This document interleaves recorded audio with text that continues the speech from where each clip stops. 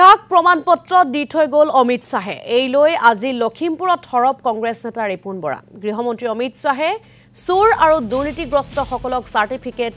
দি গ'ল বুলি প্ৰতিক্ৰিয়া প্ৰকাশ কৰে ৰিপুন বৰাই লগতে মুখ্যমন্ত্ৰী ডক্টৰ হিমন্ত বিশ্ব শৰ্মাৰ বিৰুদ্ধে উত্থাপিত পূৰ্বৰ অভিযোগসমূহৰ প্ৰসংগ আনি ৰিপুন বৰাই দাবী কৰে যে 2014 চনত কেন্দ্ৰত মোদী চৰকাৰ হোৱাৰ লগে লগে হিমন্ত বিশ্ব শৰ্মাক আটাইতকৈ দুৰ্নীতিগ্ৰস্ত ৰাজনীতিক হিচাপে চিহ্নিত কৰা হৈছিল এতিয়া অমিত শাহে কেনেকৈ হিমন্ত বিশ্ব শৰ্মাক আটাইতকৈ দুৰ্নীতিমুক্ত বুলি ক'ব পাৰিলে বুলি প্ৰশ্ন উত্থাপন কৰে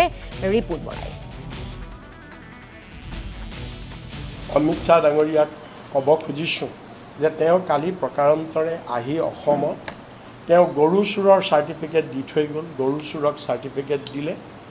সিন্ডিকেট ৰাজক চাৰ্টিফিকেট দিলে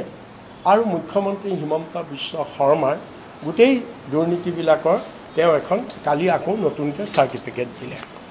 অমিত শাহ ডাঙৰীয়াক মনত পেলাই দিব খুজিছোঁ আপুনি যে কালি ক'লে অসমৰ মুখ্যমন্ত্ৰী হিমন্ত বিশ্ব শৰ্মা যে দুৰ্নীতিমুক্ত এজন নেতা আপোনালোকৰ বিজেপিয়ে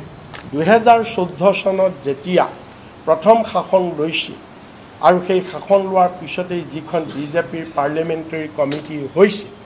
সেই পাৰ্লিমেণ্টাৰী কমিটিৰ অন ৰেকৰ্ড আপোনালোকৰ ৰিজলিউশ্যন আছে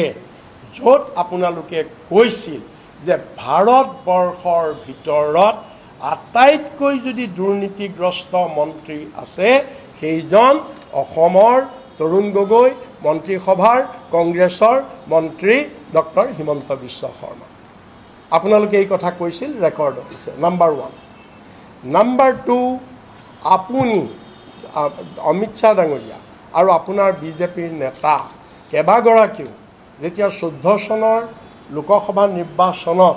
আপোনালোকে প্ৰচাৰ কৰিবলৈ আহিছিল তেতিয়া আপোনালোকে কৈছিল কি কৈছিল যে বিজেপি চৰকাৰ শাসনলৈ আহিলে হিমন্ত বিশ্ব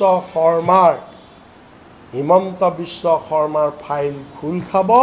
আৰু তেওঁ জেললৈ যাব লাগিব আপোনালোকে কৈছিল আমি কোৱা নাই ৰেকৰ্ডত আছে